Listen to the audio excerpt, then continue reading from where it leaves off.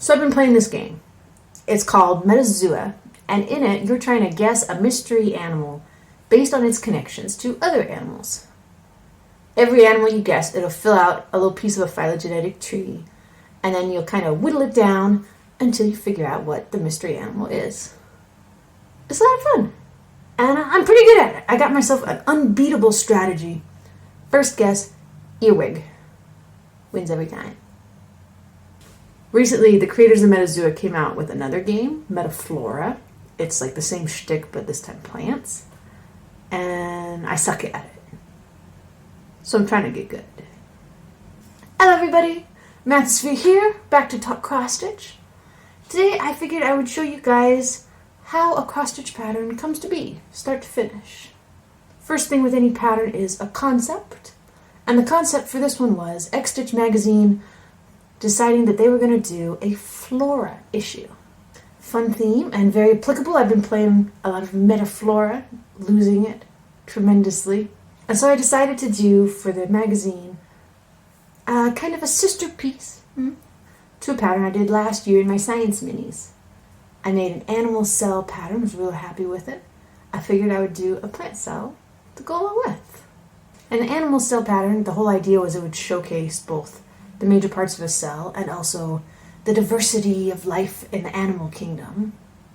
This one's same thing, but the diversity of life in the plant kingdom. First thing then, once I got the idea, is the sketch. Most important thing in the sketch is basic composition. And since this one is going to be the sequel to an existing one, I want the composition of the plant cell to complement the composition of the animal cell. It doesn't need to mimic it. Honestly, it kind of can't.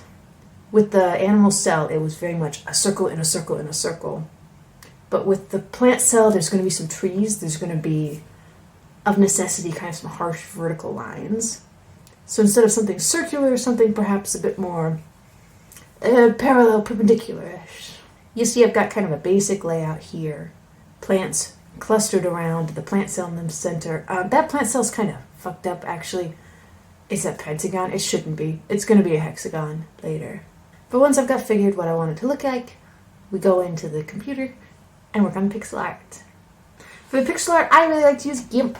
It's free, open source, image editing program. I will link it. It's very nice. Kind of hard to get into, but nice.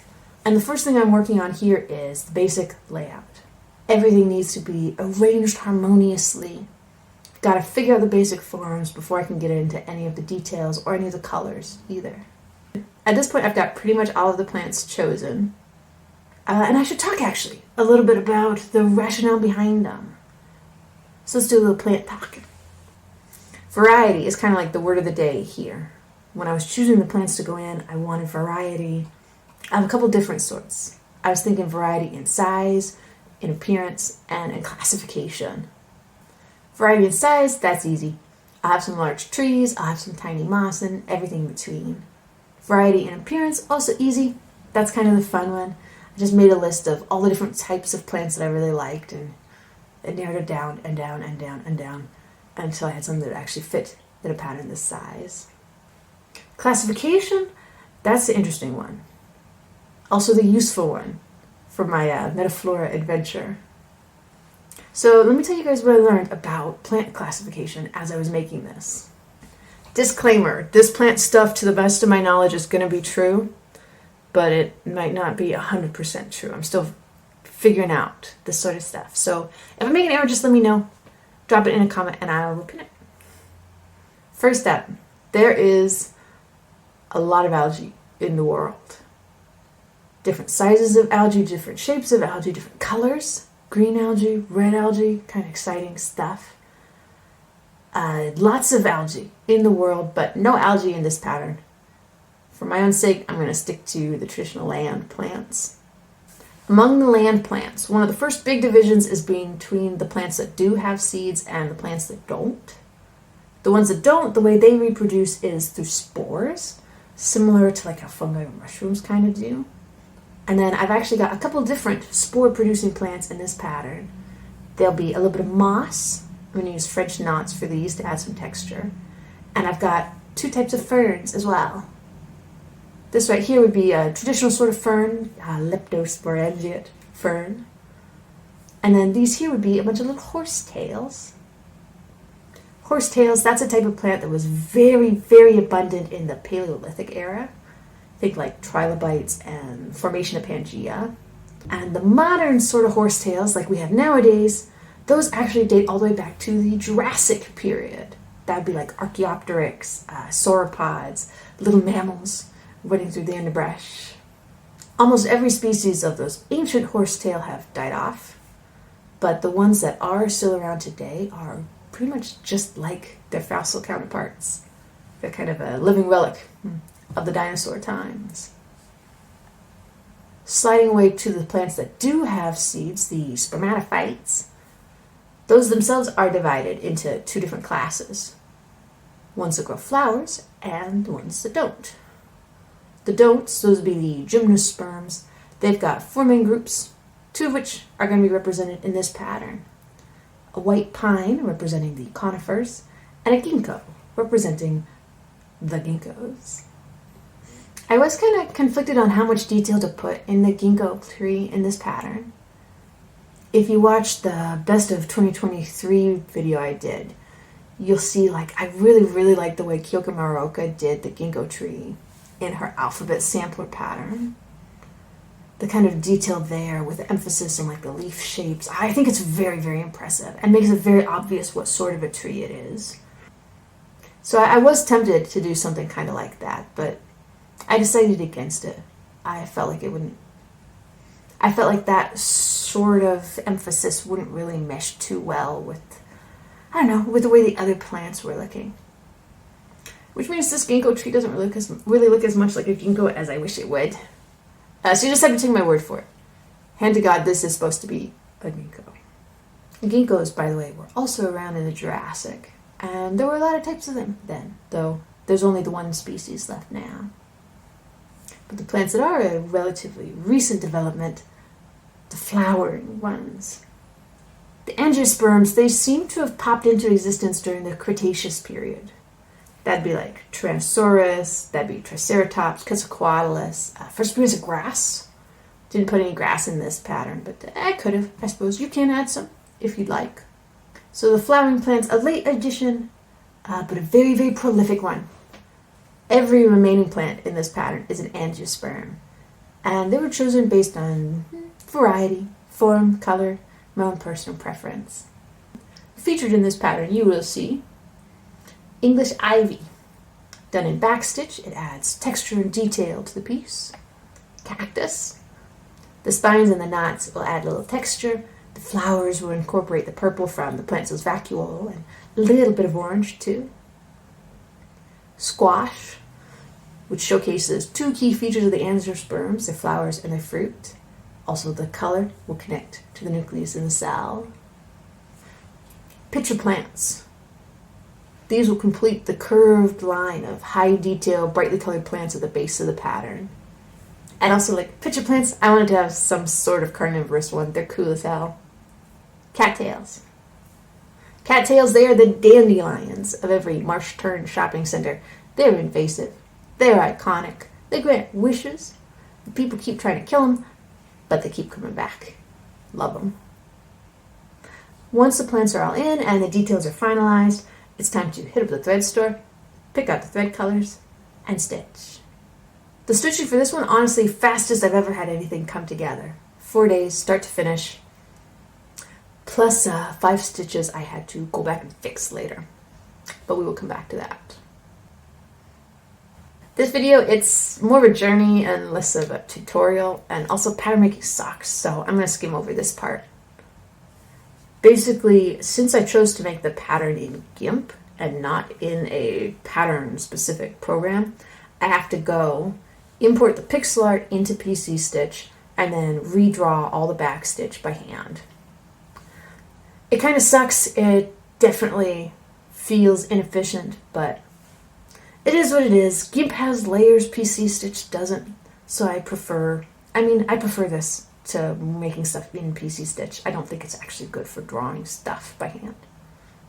So it is what it is. The pattern comes together eventually, and then I get to move on to photos, which is the part I actually do like. Since I'm submitting this to a magazine, I don't actually have to photograph it myself, but I want to. It's a lot of fun. I'm taking a fern I have and using it as kind of the main prop. I snip off probably a half a dozen little fronds, tape them to the top of some cans, and then shuffle everything around. I want something kind of light with a lot of dimension. I want it to feel kind of effortless. At one point, one of the cans kind of sneaks into the shot, so I make it a little green paper cover just to hide it a little bit. Then I take a whole bunch of photos. Most of them don't turn out, but eventually one of them does. Next up, photo editing. The goal here, I want it to be beautiful yet accurate. And between the two, the accurate's the most important part. The unaltered photo looks both a lot lighter and a lot warmer than the cross stitch does in real life. So I'm going to tweak the colors a little bit until it looks true to life. I'm also going to blur the edge of that little paper cover up in the corner, and then I remove one or two little specks of dust here and there. Individually, these are like kind of small changes, but well, altogether, I'm very happy with it. I like the effect. We talked about the plants. We didn't talk about the plant cell. We should do that. My taxonomy is not great. My biology also rather weak. High school was a long time ago, and I have not really kept up or tried to keep up until now. But I do know a little bit about plant cells, and I refreshed a bunch of stuff as I was making both the animal cell pattern and this plant cell pattern now. Plant cells, animal cells, there's a lot they have in common. Both have the nucleus, that's where the DNA goes, nucleolus inside of it, rough endoplasmic reticulum around it, the rough endoplasmic, etc. That part, it processes proteins. So too does the Golgi apparatus. Both types of cells, they've got mitochondria, those create energy. Mitochondria and the other organelles, I didn't have space, so these little dots, that's what they're supposed to represent. Plant cells, they've got some specific stuff too. They'll have cell wall, and then animal cells, sometimes they'll have like lots of little vacuoles, little storage organelles. But plant cells would have like one big one. Plant cells also, they turn sunlight into energy, the whole like photosynthesis thing. To that, they'll have these little organelles called chloroplasts. And you'll notice, I forgot to stitch those. This is a problem. The plant cell, it needs to have chloroplasts, it really ought to. They're kind of an important feature. But I did not realize that I had forgotten them until I had already made the pattern, stitched the pattern, photographed the pattern, and was about to go and mail it off internationally to the magazine's photographer. So I had a bit of a pickle. What I ended up doing, I took a few minutes, I picked out a couple of stitches, these little ones here, restitched them in green, took some simple photos, and then packed it up, shipped it off, and used those simple photos to cheat a little bit.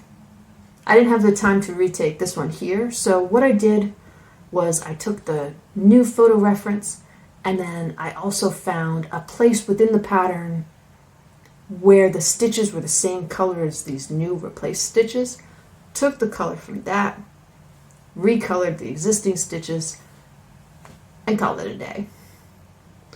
It's not an ideal fix, but I can live with it.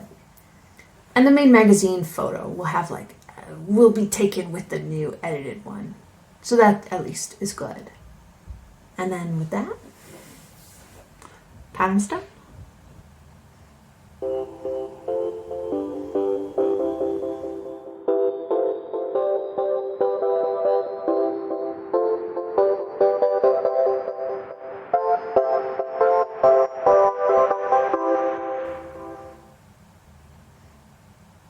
If you'd like to get this pattern for yourself, you may. X-Stitch Magazine's Flora issue is out now. You can see Stacey Grant, the photographer, did a really, really good job with the photography, as usual. So you can pick up this and a bunch of other designs. My personal favorites would be these little fellas from Stitch Crypt, and this one here from Oh, who is it? Fine Frog Stitching did this one. Really, really beautiful. Gorgeous work. Anyway, I hope you've enjoyed watching, and I'll see you on the flip side.